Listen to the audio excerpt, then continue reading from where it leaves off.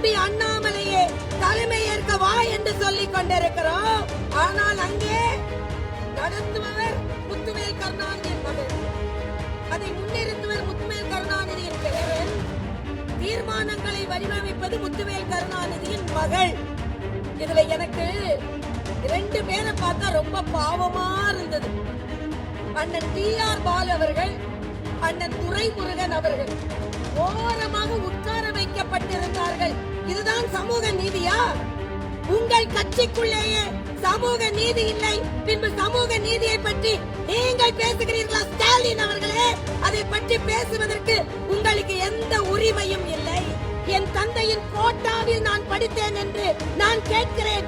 உதயநிதியை துணை முதலமைச்சராக வைத்திருக்கிறீர்களே, யாருடைய கோட்டாவில் வைத்திருக்கிறீர்கள்? முதலமைச்சர் ஸ்டாலின் அவர்களே, இன்று ஸ்டாலின் அவர்கள் முதலமைச்சராக உட்கார்ந்து இருக்கிறீர்களே, நான் சிறு வயதிலிருந்து பார்த்திருக்கிறேன். அந்த கட்சிக்கு ஓடி ஓடி உழைத்தவர்கள் நாஞ்சில் மனோகரன், மதியழகன், கே.ஏ. கிருஷ்ணசாமி, அன்பழகன், இவர்களை எல்லாம் விட்டு ஸ்டாலின் அவர்களே உட்கார்ந்து இருக்கிறீர்களே, எந்த கோட்டாவில் உட்கார்ந்து இருக்கிறேன்? இன்னைக்கு நாம உழைக்கிறோம், நமக்கு வேர்க்குது. ஆனா நேற்று உதயநிதி பேசும்போது ஒரு 4 வார்த்தைய பேப்பரை பார்த்து படிக்கல, வேர்க்குது. அப்ப தகுதி இல்லாமல் ஒரு இடத்தில் வைத்திருந்தால் நிச்சயமாக உங்களுக்கு வேர்க்கத்தான் செய்யும். சூரியன் உதிக்கிறதோ இல்லையோ, இலைகள் துளிர்க்கிறதோ இல்லையோ, கைகள் உயர்கிறதோ இல்லையோ, தமிழகத்தில் தாமரை மலர்ந்தே தீரும், மலர்ந்தே தீரும், மலர்ந்தே தீரும்.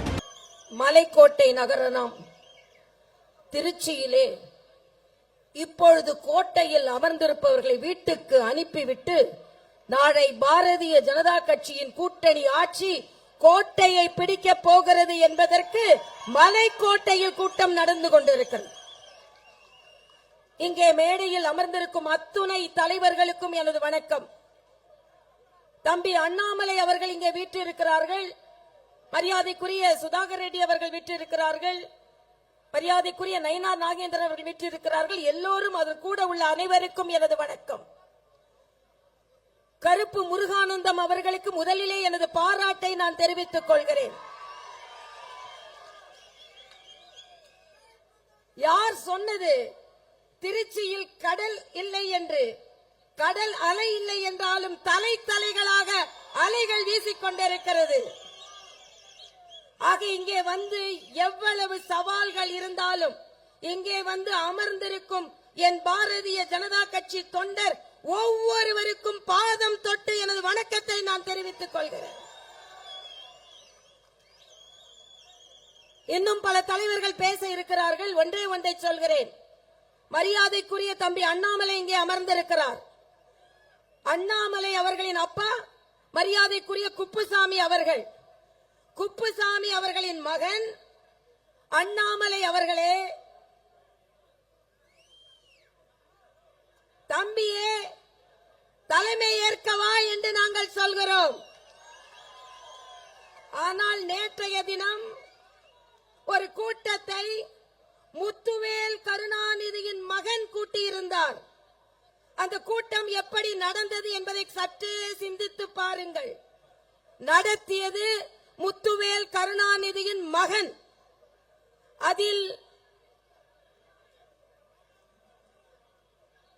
தொகுதி வரையறையை பற்றி பேசியது முத்துவேல் கருணாநிதியின் பேரன்.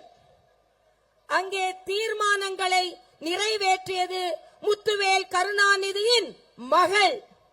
ஆக நாங்கள் இங்கே ஒரு விவசாயியான மரியாதைக்குரிய குப்புசாமி அவர்களின் மகன் தம்பி அண்ணாமலையே தலைமை ஏற்க வா என்று சொல்லிக் கொண்டிருக்கிறோம்.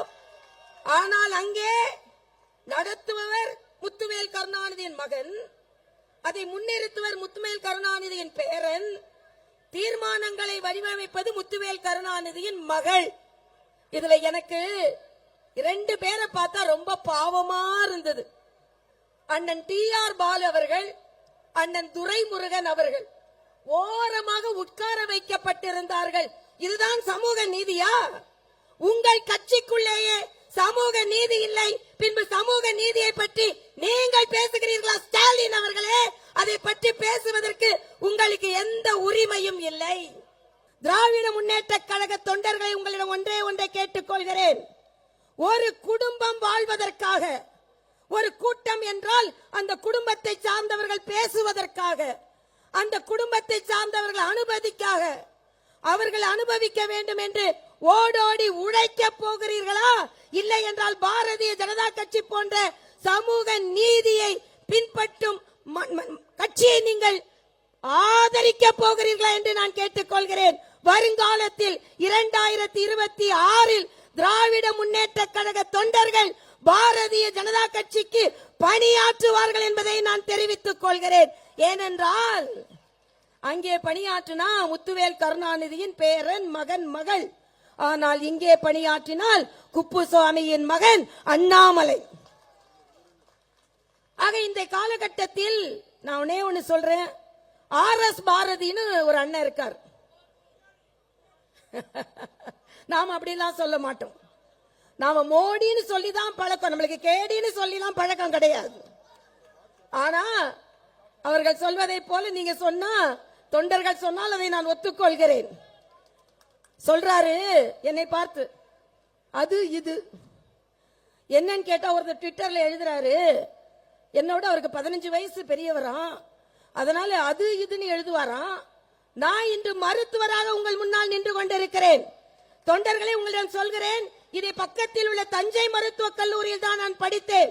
இன்று கூட புன்னைநல்லூர் மாரியம்மனை பார்த்து எழுதிவிட்டு நான் வந்தேன். சென்னையில் பிறந்த எனக்கு அன்பை சொல்லிக் கொடுத்தது இந்த தஞ்சை மண். சாமானிய மக்களின் வாழ்வை சொல்லிக் கொடுத்தது இந்த தஞ்சை திருச்சி மண். ஒரு பரீட்சையில் கூட ஃபெயில் ஆகாத மாணவி நான். உயர்கல்வி படித்திருக்கிறேன். இதுவரை இந்தியாவில் ஒரு சிலரே படித்திருக்கின்ற பீட்டல் தெரப்பி என்ற படிப்பை படித்திருக்கிறேன். ஆனால் என்னை பார்த்து சொல்கிறீர்கள் என் தந்தையின் கோட்டாவில் நான் படித்தேன் என்று. நான் கேட்கிறேன், உதயநிதியை துணை முதலமைச்சராக வைத்திருக்கிறீர்களே, யாருடைய கோட்டாவில் வைத்திருக்கிறீர்கள்? முதலமைச்சர் ஸ்டாலின் அவர்களே, இன்று ஸ்டாலின் அவர்கள் முதலமைச்சராக உட்கார்ந்து இருக்கிறீர்களே, நான் சிறு வயதிலிருந்து பார்த்திருக்கிறேன். அந்த கட்சிக்கு ஓடி ஓடி உழைத்தவர்கள் நாஞ்சில் மனோகரன், மதியழகன், KA கிருஷ்ணசாமி, அன்பழகன், இவர்களை எல்லாம் விட்டு ஸ்டாலின் அவர்களே உட்கார்ந்து இருக்கிறீர்களே, எந்த கோட்டாவில் உட்கார்ந்து இருக்கிறீர்கள்? எந்த கோட்டாவில்? இன்னைக்கு நாம உழைக்கிறோம், நமக்கு வேர்க்குது. ஆனா நேத்து உதயநிதி பேசும்பொழுது ஒரு 4 வார்த்தைய பத்திரிகை பேப்பரை பார்த்து படிக்கல, வேர்க்குது வேர்க்குது வேர்க்குது. அப்ப தகுதி இல்லாமல் ஒரு இடத்தில் வைத்திருந்தால் நிச்சயமாக உங்களுக்கு வேர்க்கத்தான் செய்யும். அதனால் சொல்கிறேன், இன்றைய காலகட்டத்தில் பாரதிய ஜனதா கட்சி நிச்சயமாக வெற்றி பெறும். அதற்கு புதிய கல்விக் கொள்கை என்ற தமிழ் வழி கொள்கை. கனிமொழி அவர்களை கேட்கிறேன், இன்று சொல்கிறார்கள், மரியாதைக்குரிய நிர்மலா சீதாராமன் அவர்களை பற்றி சொல்கிறார்கள். நான் கேட்கிறேன், கனிமொழி அவர்களே, இந்த தமிழிசை 5வது வரை தமிழ் மீடியம் பள்ளியில் படித்தேன். தமிழ் அறிஞரின் மகளாகிய நீங்கள் எந்த வழி கல்வியில் படித்தீர்கள்? தமிழ் மொழியை வளர்க்கிறேன், தமிழ் மொழியை வளர்க்கிறேன் என்று கலைஞர் கனிமொழியை தானே வளர்த்தார். தமிழ் மக்களை பாதுகாக்கிறேன், தமிழ் மக்களை பாதுகாக்கிறேன் என்று தம் மக்களை தானே பாதுகாத்தார். அதனால் தான் சொல்கிறேன், இந்த கோட்டை மாநகரில் இருந்து நீங்கள் கோட்டை விட போகிறீர்கள், நாங்கள் கோட்டையை பிடிக்க போகிறோம் என்று சொல்கிறேன். எல்லாரும் பேச இருப்பதால் சூரியன் உதிக்கிறதோ இல்லையோ, இலைகள் துளிர்க்கிறதோ இல்லையோ, கைகள் உயர்கிறதோ இல்லையோ, தமிழகத்தில் தாமரை மலர்ந்தே தீரும், மலர்ந்தே தீரும், மலர்ந்தே தீரும். நன்றி, வணக்கம்.